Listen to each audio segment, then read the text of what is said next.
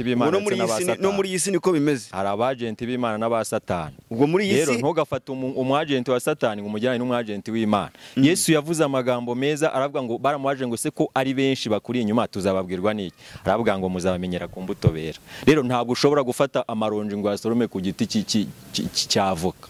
Ntago bikunda. Umuntu wese umukene ugize gute si Bibiliya bivuga se? Umukene w'umukiranutsi aruta igikire nubwo cyaba ari ikigenge. Igikire cy'ikigenge. Tangiye kumvirana. Igikire cyane igikire. Igikire cy'ikigenge. Kuki kizi igikire se? No, ni Bibiliya bivuga ntago ari. Ntago ndi kujya kure ya Bibiliya. Rwanda na Bibiliya yaravangirwaga na none se bwo hari impamvu y'Imana mu makuba y'umukiranutsi. Bikomeye. Abanyabyango bazapfa ngo be kwibukwa. Siko muririmbyi yavuze se. Abanga Imana ntibayisenge. Bazapfa bose bo kugira gute? Be kwibukwa. Nandimo nkubwira ngo impamvu y'ibyo ngo hari impamvu y'Imana mu makuba y'umukiranutsi nuko iyo umukiranutsi ageragezwa n'ubuhamya Imana yubaka mu birere bitatu. Ari imbere y'abantu bafite inyama n'amaraso, imbere y'abamarayika ndetse n'imbere ya Satani. Iyo umukiranutsi ageragezwa biba bishatse kuvuga ko ibyo dutunze ibibona abantu bafite bitandukanye n'ubugingo dufite. Kabi ibintu buri kuvuga ntago buri kuntuburira. Ushobora kugira byinshi ariko nta bugingo. Ushobora gukizwa Deko ni kumbeshya. Uba ari umukire wifite inote zawe. Ufite amazu, ufite amamodoka, ufite ibiki byose. Gute wavuga ko nzabura ubugingo? Kandi umukene nawe ahora yanduranya yabona umukire atambutse ngo kinteye ibyondo cyo gapfa. Muri ijambo ryarambwiye ngo kujya mu ijuru k'umukire ngo ni bigereranywa nk'uko wanyuza ingamiya mu jisho ry'urushinge. Ariko umukire ariko ukora n'ubugome. Bibiliya yavuga ngo amafaranga ubwayo ni umuzi w'ikibi. Kuri Abafilisitiya ni ibiki? Bavuga ijambo rikomeye ngo twemere tukubohe tukudadire niturangiza tugire gute tubagushire. Ndacyambwiye ngo nubwo bakuboshye bakakujyana mu bapfumu ariko Yesu aje kukubohora. Oh Yesu tabara mwami. Yes, reka mbasuhuze cyane kandi mbifurize ibihe byiza. Ni kenshi tuboneka kugira ngo tuganire byinshi bitandukanye nk'abagenzi bagana Siyoni. Ni ya gahunda yacu. Gahunda no kujya mu ijuru, yago tumeze nk'andi baririmba ngo isi iraryoshye. Ngore abagore beza dufite. Abari amazu meza twiyubakiye ngo isi iraryoshye. Ngo ntacyo wavuga. Ngisi iraryoshye we. Hanyuma ndi kumwe na Evangeliste Zaburoni n'umukozi w'Imana akaba umuhanuzi mwiza cyane byahamye. Ntabwo ajya avangirwa. Aherutse kumpanurira ati Imana iraguha umwana. Mbaneye inda. Rwose mba ndayiteye. Ibyo bundi umugore arwaye iravamo tu. Aba ari Satani. Zaburoni abarahanuye ati homura iragumamo. Irapfukira igihe. Zaburoni uri umuhanuzi ushaka. Yamara bubanda mu bya nta muhanuzi yemerwe iwabo buriya. Nicyo kibazo. Ariko na Yesu nubizi uko byagenze se. Yes. Kandi yasize atanze isomo. No muri birimo yaravuze ati nta muhanuzi wemerwa ku musozi we wabo. Bene nyina bigeze bamubwira ngo najye gukora ibitangaza i Galilaya. Hanyuma arababwira ngo ntabwo igihe cye cyari cyagera. Ntiyajyayo. Ariko arababwira ngo ndabizi ko nta muhanuzi wemerwa iwabo. Yego. Yes. Urumva ko rero nta kigo kidafite impamvu. Kandi buriya byose byarahanuwe. Kandi byose byaranditswe. Icyo dukwiye ko mu buzima ni ukuba mu buzima twizeye. Yego. Ibindi byose birashoboka. Na Zakariya yarabivuze ngo hahirwa uwizera ko ibyo gwera umwami Imana bizasohora. Ariko yongeraho ijambo ryiza ngo kuko nta jambo Imana ivuga ngo rigere gute ngo rihere. Ebura nta jambo Imana ivuga ngo rihere. Ajya Zakariya buriya. Yari umugabo wa Elizabeth. Niwe babyeyi Yohana. Akaba se wa Yohana. Hanyuma uyu mugabo Zakariya yahuye n'ibibazo byo kubura urubyaro kugera ku rwego Elizabeth agera mu myaka 70. Yarabaye nka Sara. Hanyuma Zakariya ari umutambyi. Noneho ngo nasomye ijambo riramubwira ngo ubufindo buramufata. Ariko gufatwa n'ubufindo kwa Zakariya si izindi mpuhwe. Iyo wajyaga mu rutambiro icyo gihe byasaba kugira ngo ujyeyo wejejwe. Iyo wajyaga utejejwe warapfaga. hanyuma abantu bitegereje rero babona Zakariya n'ubundi ntacyo asigaje n'ubundi ntacyo amaze, nta bapfaga mwana. kubera iki? Nta muntu wajyaga ahera hahera cyane afite ibyaha. Yarapfaga. Iyo wajyagayo bakuzirikaga umugozi ku birenge kugira ngo baze kumva ko uri muzima. Iyo bakuraga wa mugozi bakumva ntukoma, bakuragaho intumbi nta muntu winjiyeyo. Wahita gupfa. Ubwo se si Imana yabikoraga? Imana yabikoraga. Ntuzi bavanga Imana niyica bashingira kuri. Bibiliya iravuga ngo irica kandi ishyira ikuzimu kandi igakurayo. Bivuze ngo irica gakiza. Imana irica kandi ikanakiza. None se bavanga Imana ngo rwose ngo ntago yica, ni umubyeyi nyine. Abo baba barenze ku byanditswe. Biravuga ngo ni Imana ishyira ikuzimu kandi igakurayo. Icyo gihe nta mikino yabagaho. Rero Zakariya ngo ubufindo bumufashe ajya mu rutambiro, ariko ageze mu rutambiro atindana n'Imana. Haleluya. Amen. Ngo ageze mu rutambiro marayika Gaburiyeli araza aramubonekera. Ariko wibuke hanze biravuga ngo abantu bose, rubanda rwose basengeraga hanze. Icyo gihe hinjiraga ahera cyane, hinjiragamo umutambyi wenyine. Hanyuma Zakariya ngo agereyo atindana na marayika, ariko marayika ngo atangira kumubwira amagambo akomeye. Aramubwira ngo Elizabeth umugore wawe azasama. Zakariya amubwira ngo no, icyo wakisha. Ubundi hari ibintu ushobora guhanurirwa ukumva ntago bibaho. Isigo umunsi umuntu aguhanuriye akakubwira ngo ejo Imana iguhaye imodoka. N'umunsi kuri tapendigo wenda nta na 200 ufite yo gukoza, wakumva ari ibintu bidasanzwe. Ariko yanditse amagambo avuga ngo hahirwa umuntu wizera yuko ibyo yabwiwe n'Umwami Imana bizasohora. Kuko ari nta jambo Imana ivuga ngo rihere. Imana yakubwiye urubyaro uraheka, ntabwo ireba imyaka.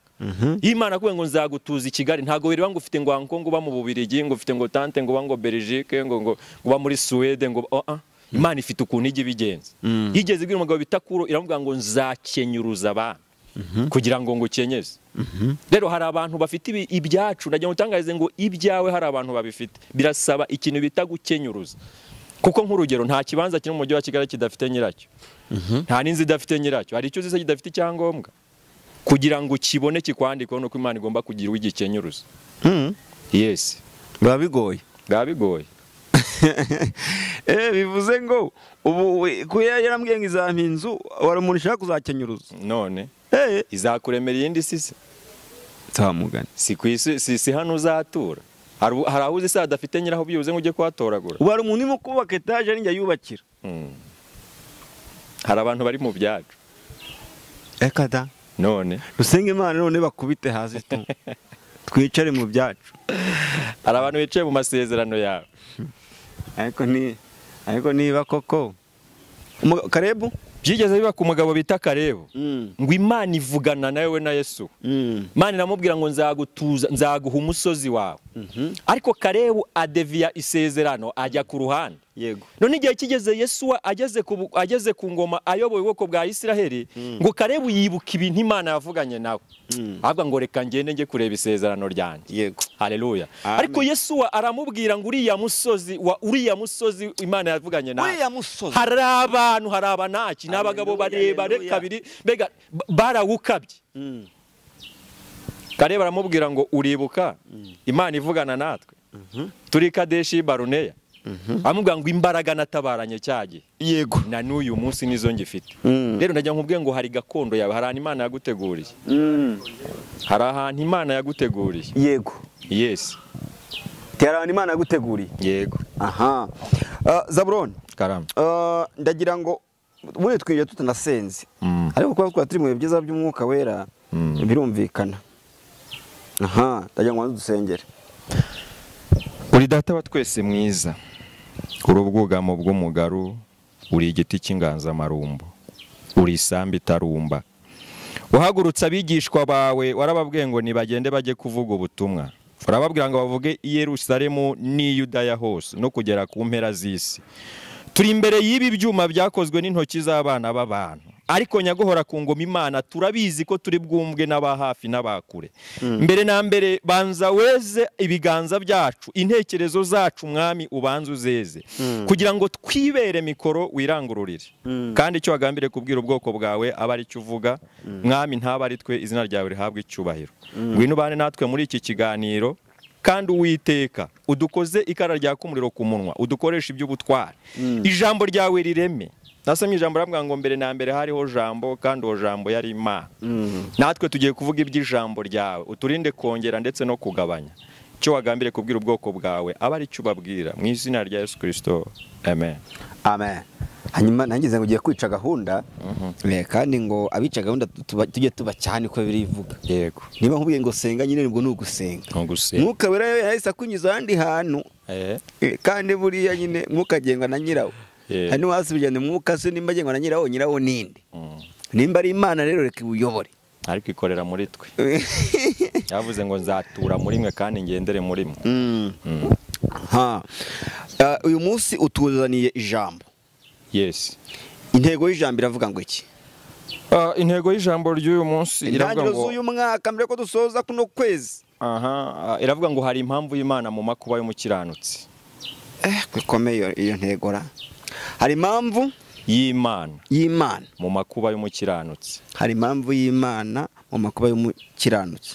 Iyo umukiranutsi burya arimo ageragezwa ni ubuhamya Imana yubaka mu birere bitatu. Mu mpamvu umunyabyaha ubwo ntabyo. Hari impamvu y'Imana mu makuba y'umukiranutsi. Umunyabyaha nyine ni umunyabyaha. Abanyabyaha ngo bazapfa ngo be kwibukwa. Siko muririmbyi yavuze se. Abanga Imana ntibayisenge bazapfa bose bo kugira gute? Be kwibukwa. Nandimo nkubwira ngo impamvu y'ibyo ngo hari impamvu y'Imana mu makuba y'umukiranutsi nuko iyo umukiranutsi ageragezwa ni ubuhamya Imana yubaka mu birere bitatu. Ari imbere y'abantu bafite inyama n'amaraso, imbere y'abamarayika ndetse n'imbere ya Satani. Iyo umukiranutsi ageragezwa biba bishatse kuvuga ko ibyo dutunze ibibona abantu bafite bitandukanye n'ubugingo dufite. Ibyo bintu buri kuvuga ntabwo buri kuntuburira. Ushobora kugira byinshi ariko nta bugingo. Ushobora gukizwa ariko muri kumbeshya. Uba ari umukire wifite inote zawe, ufite amazu, ufite amamodoka, ufite ibiki byose,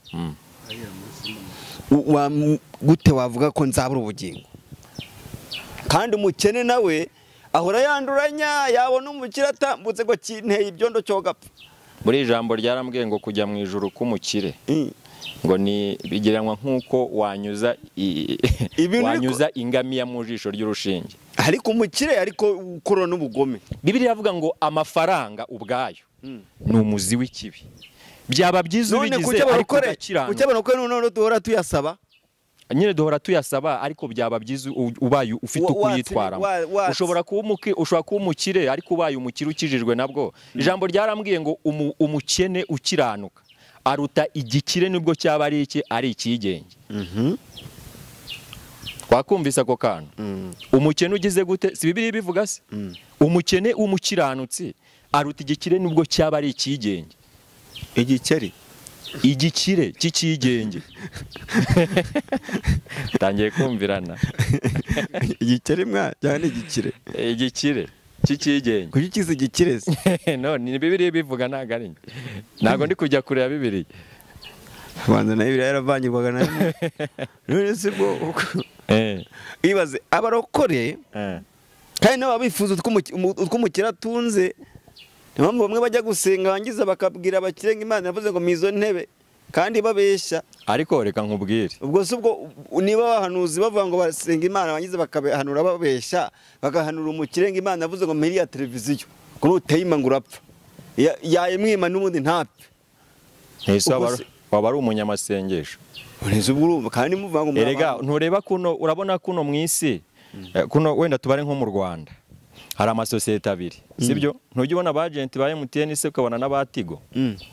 Niko no bimeze no mu by'Imana. Hari abagenti b'Imana n'abasatani. No muri isi niko bimeze. Hari abagenti b'Imana n'abasatani. Ubwo muri isi rero ntugafata umwagenti wa Satani ngo umujyane n'umwagenti w'Imana. Yesu yavuze amagambo meza aravuga ngo baramuhaje ngo se ko ari benshi bakuri inyuma tuzababwirwa n'iki. Aravuga ngo muzabamenyera ku mbuto bera. Rero ntabwo ushobora gufata amaronji ngo asorome ku giti cy'avoka. Ntago bikunda. Umuntu wese imbuto yera nizo zikwereka uwo ari we. Umuntu wese imbuto yera. Yes. Nizo zikwereka uwo ari we. Ubwo birumvikana ubwo abakire nabo byarabacanze nabo ni indushyi ubwo n'ubundi bukira abantu bashaka muri bya bibazo byose. Yes. Reka tubyumve mu ijambo ry'Imana. Yes. Turaza gusoma ijambo ry'Imana uyu munsi turi busange mu gitabo cya Luka ibice 11. Turahera ku murongo ibice 7 turahera ku murongo wa 11. aravuze ngo bukeye ajya mu mudugudu witwa Nayini. Abigishwa n'abantu benshi bajyana nawe. Ageze hafi y'irembo ry'umudugudu ahura n'abikoreye ikiriba. Wari wapfuye yari umwana w'ikinege kandi nyina yari umupfakazi. Abantu benshi bo muri uwo mudugudu bari bamuherekeje. Umwami Yesu amubonye amugirira imbabazi, aramubwira ati wirira. Yegera ikiriba agikoraho, abakikoreye barahagarara.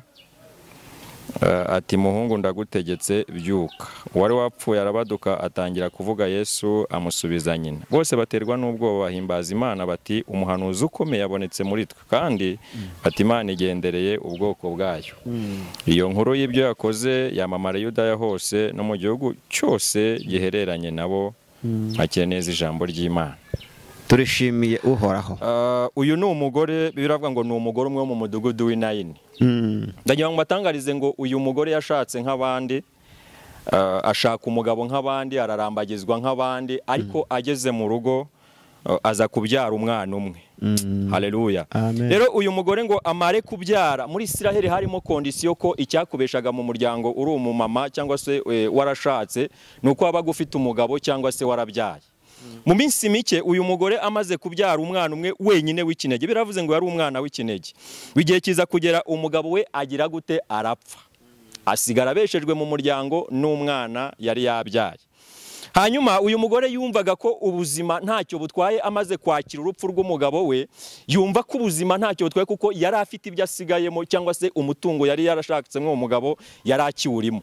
Ariko mu minsi mikeya ngo umwana agira gute, arapfa. Basigara bamuhanze amaso. Baravuga ngo byanze bikunze turava gushyingura, nubwo turi buveyo ariko turaza guhita tugira gute, tumwirukankana. Haleluya. Kuko icyari kimubesheje mu muryango yari umugabo yarapfuye, icya kabiri kimubesheje mu muryango yari umwana, nawe agira gute, nawe arapfa. Mana ishimwe. Ndagira ngo ntangarize isi mbabwire ngo hari ibintu byari byarapfuye. Bishoboka ko ubukwe bwapfuye uriyakira, ariko Yesu ntiyakira urupfu rwabo. Haleluya. Birashoboka ko business yawe yapfuye ndetse uriyakira wumva ko ibintu byarangiye, ariko nagira ngo ntabwo Yesu yigeze yakira urwo rupfu. Yesu ashimwe. Uyu mugore mu gihe bategereje yuko ari buve gushyingura akaza bakamusenda, biravuga ngo Yesu yiyumvamo guca mu mudugudu w'Inayini. Haleluya. Uyu munsi nawe Yesu aciwa. Hari ibintu byari byaranze, hari ibintu byari bifite ishusho, hari ubuzima bwari bwaranze, ariko ndagira ngo mpanure ubuzima bwawe nkubwire ngo Yesu ace iwawe. Haleluya. Biravuga ngo bikoreye ikiriba bari mu nzira bagenda, mu yandi magambo ikiriba ni intumbi cyangwa se ni umurambo. Ari barimo bagenda bajya gushyingura, ngo Yesu yiyumvamo guca mu mudugudu wa hehe, w'Inayini. Mana ishimwe. Ngo ahura n'abantu bari bikoreye ikiriba. Biravuga ngo icyo kiriba ngo cyari icy'umwana w'ikinege, kabiri nyina umubyara yari umupfakazi. Yesu ashimwe.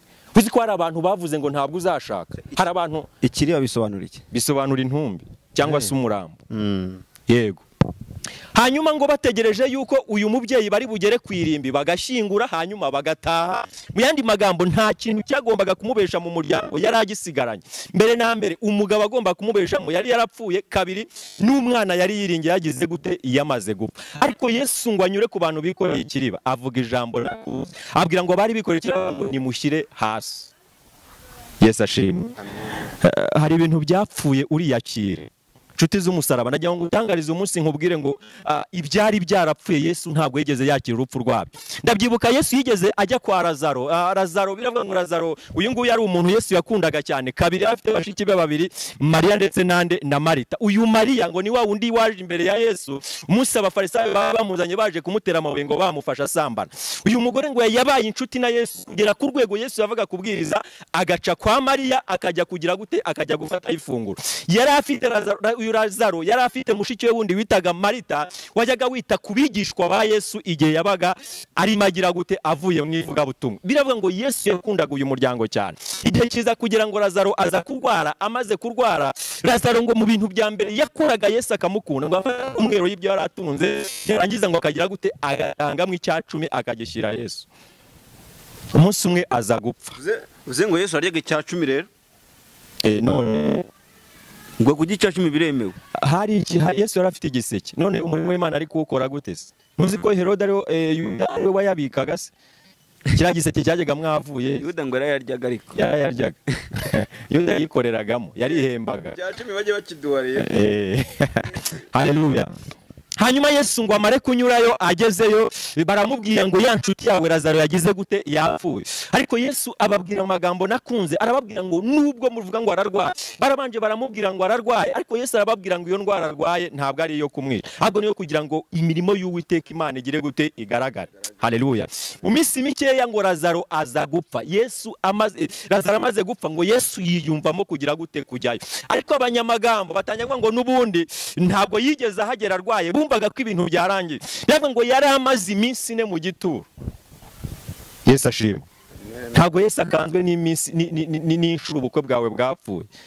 Yesu ntabwo akanzwe nuko ukodesha inzu hari umuntu ajya kodesha ukakodesha ariko utahakunze. Yesu ashimwe cyane. Yesu ntabwo hamukanze. Yesu ntabwo akanzwe n'ubwo buzima ubayeho bwo gupfundikanya. Haleluya. Mbere na mbere ugomba kumenya ko Yesu nakuzana ijambo rivuga ngo uyu munsi nawe Yesu agire gute aci wawe. Hari igihe umuntu aba mu buzima bwo gupfundikanya ugahahira kwa soko bitandaburaye. Kagasoko bitandaburaye nta munzani ubayo. Ni handi ujya guhahira ku mifungo, ni handi ujya kugura imyenda yo muri terera hejuru. Mbega ni handi udashobora kujya uvuga ngo ndasanga umwenda umanitse. Usanga irambitse hasi. Ariko Yesu ntabwo ubwo buzima yigeze abwakira. Yesu ashimwe cyane. Haleluya. Agere kwa Lazaro rero baramubwira ngo yarapfuye, ariko Yesu avuga ijambo nakunze. Havuga ngo ni mumunjyane munyereka ahantu mwagize gute mwamushinguye. Ariko abwira Mariya na Marita barimo barira, arababwira ngo uyu munsi ni mwizera murabona igitangaza cy'Imana.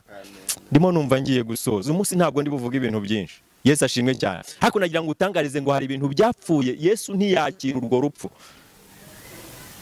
Yesu ashimwe. Uzi ko hari igihe ibintu bijya bipfa ukambara agatenge kamwe kakagusaziraho kagasazuruka. Hari igihe ibintu bijya bipfa ukagira agashati kamwe. Hari igihe ibintu bijya bipfa guhaha bikaba ingume. Hari igihe ibintu bijya bipfa ukajyana umwana mu kigo udashaka. Yesu ashimwe. Ariko nagira ngo utangarize ngo ibyari byarapfuye Yesu aje kubizura uyu munsi. Haleluya. Yesu abwira Mariya na Marita arababwira ngo uyu munsi ni mwizera murabona igitangaza cy'Imana. Nkuzane ubuhanuzi zivuga ngo n'uyu munsi ntago ari kera. Yesu ashimwe. Hanyuma Yesu ngo agere ku gituro ngo amaze kugerayo arababwira ngo nimukureho igitare. Hari igitare abantu bakurambitse, ariko nagira ngo utangarize ngo uyu munsi Yesu akigukureho. Hari igitare abantu bakurambitse bavuga ngo ntabwo uzigera utura mu mujyi wa Kigali. Hari igitare abantu bakurambitse bavuga ngo ntabwo uzigera ushaka. Hari igitare abantu bakurambitse bavuga ngo nawe ntiwacuruza ngo byemere. Ariko Yesu aravuze ngo nibagikureho uyu munsi wa none. Mana ishimwe. Bagikuraho. Yesu arangije asenga isengesho nakunze ngo arangije aramareba hejuru avuga ngo data ndabizi ko usanzwe unyumva, ariko mbivugiye ku bw'aba bantu bampagaze iruhande ngo muri ako kanya hamagara Lazaro. Lazaro arabaduka aba muzima. Yesu ashimwe cyane. Hari ibintu Yesu yongeye guha ubuzima. Hari ibintu byari byarataye ubuzima Yesu yongeye guha ubuzima. Haleluya. Lazaro ngo amare kuzuka ijambo ryarambwiye ngo nubwo Lazaro yarazutse ngo ariko Yesu yaraboshye. Yesu avuga ijambo ryiza avuga ngo ni mu mubohora agire gute agende. Ndagira ngo utangarize ngo nyogosenge yakuboha, ariko uyu munsi nakubohora. Yesu ashimwe cyane. Ndi musoma ijambo ryiza, ijambo nakunze. Ijambo ryambwiye ngo nuko bene wabo na Samusoni barangije ngo baraza baramubwira ngo Samusoni we ibyo yakoreye abafilisitiya ni ibiki. Bavuga ijambo rikomeye ngo twemere tukubohe tukudadire, niturangiza tugire gute tubagushire. Ndagira ngo nubwo bakuboshye bakakujyanaho mu bapfumu, ariko Yesu aje kukubohora. Yesu ashimwe. Hanyuma Yesu ngo aragenda ageze kuri uyu mupfakazi amaze gufata ikiriba ngo afate umwana wari wapfuye amusubiza nyina. Yesu ashimwe cyane. Ibintu byari byarapfuye nagira ngo utangarize ngo Yesu yongeye kubiha ubuzima. Ibintu bitari bifite ishusho nagira ngo utangarize ngo Yesu yongeye kubiha ubuzima. Yewe nawe wari uri mu bitaro wari umaze iminsi uburwayi wari waraburiye umuti ubona nta nzira, nagira ngo utangarize ngo Yesu yongeye kubiha ubuzima. Uburwayi bwari bwarabuze urukingo, uburwayi bwari bwarabuze umuti, wari umaze iminsi uri ku gisasiro cy'uburwayi, ariko nagira ngo nkubwire ngo ibyari byarapfuye Data twese abishubije ubuzima. Ndikumva tugiye gusenga. Haleluya. Yesu ashimwe cyane. Twasomye ijambo tuvuga ku ijambo rikomeye ry'umugabo bita Zakariya. Zakariya ngo amaze gutindana n'Imana arangije atinda mu rutambiro ngo atindana na marayika Gaburiyeli ngo abantu hanze basigara bategereje bavuga ngo Zakariya n'ubundi Imana yamutsinzeyo n'ubundi yatinze turabizi, ariko bakuru umugozi bakumva ngo Zakariya ni muzima. Bavuga ngo Zakariya byanze bikunze n'ubundi yapfuye ngo ariko bagiye kubona ngo bana Zakariya asohotse mu rutambiro ariko afite ikintu yavuganye n'Imana. Ndagira gutangaza ngo nubwo abantu bagufasheho ijambo haba ku musozi utuyeho ariko wavuganye n'Imana. Ndagira ngo ngushimire kubwire ngo hari Uwiteka ujya uvugana nawe akatubwira hiherereye ariko akasohoreza ku mugaragaro bose bageze gute babireba. Yesu ashimwe cyane. Abari barasebeje umubyeyi mu rwongorerano bamutegera mu rwongorerano bavuga ngo byanze bikunze n'ubundi turabizi bazaba gushyingura tumuhambiriza ariko Yesu ngo arangije afata umwana agira gute amusubiza nyina. Nkubwire ngo uyu munsi ibyari byarapfuye Yesu arabizuye, ibyari byarabuze ishusho Yesu yongeye kubisubiza ishusho, ibyabonaga nta nzira Yesu yongeye kubisubiza inzira. Uyu munsi wa none barakurambagije, bakurambagiza ari benshi wa mukobwa we, ndetse bagenda utazi uko bagiye, abavuze ibya mbere ndetse bakagenda ntacyo mupfuye. Ariko ndagira ngo nkubwire ngo Imana izanye iby'umumaro. Hari igihe ibitari iby'umumaro bijya bigenda kugira ngo Imana itegure iby'umumaro. Hari igihe umufiyanse agenda ukabahangayika ukumva ndetse urababaye ariko ntumenye ko ariho hari handa Imana igukuye mu muhogo. Ariko ndagira ngo nkubwire ngo ibyawe ntaho bizajya, nubwo abarobyi baba benshi mu nyanja, ndagira ngo utangarize ngo ifi yawe nta muntu uzayiroba. Mahoro y'Imana nabane namwe inshuti z'umusaraba. Amen. Haleluya, haleluya. Hanyuma ndagira ngo mbashimire mwe mwakoze subscribe kuri Create 3 TV. Amahoro y'Imana nabane namwe mutari mwayikora kandi ndagira ngo mbabwire ngo nimukande hepfo aho ngaho handitse subscribe, hanyuma kugira ngo tujye tubasha kubana nimurangiza mufungura inzogera. Namwe mwakoze subscribe aho tugeze ni mwebwe kandi turabibashimiye. Amahoro y'Imana nabane namwe. Imana ishimwe cyane. Numvise usoreje kugira ngo rivuga ngo ifi yawe ntawe uzayiroba. Nta muntu kuko ari umuntu asenga agasenge amava gakoboka. N'ubundi aho utwara afite tukajya